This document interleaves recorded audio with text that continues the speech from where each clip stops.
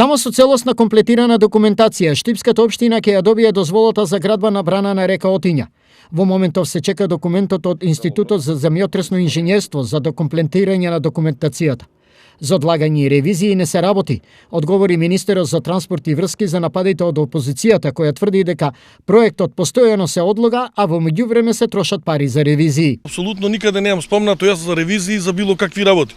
Така да, моите очекувања се дека чим биде комплетно доставена документацијата од страна на општина Дова, ќе се разгледа дали е се во ред, потоа да се издаде одобрение за градба, бидејќи за да се распише тендер, бидејќи во министерството се предвидени средства за изградба на браната Отиња. Така да тој апсолутно мислам дека не сакам да бидам ваден од контекст никаде.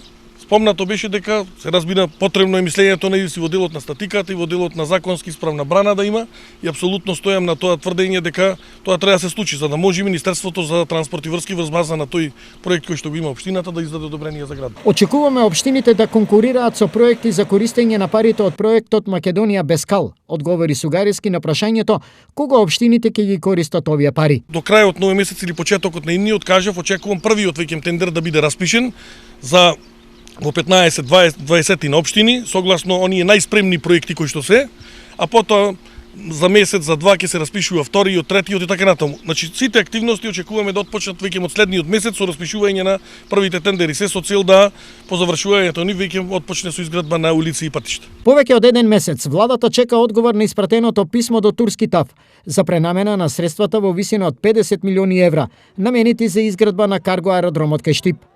Доколку одговорот е позитивен, парите ќе се употребат за решавање на комуналните проблеми кај повеќе македонски општини, појасни денеска од Свети Николе, министерот Сугарески.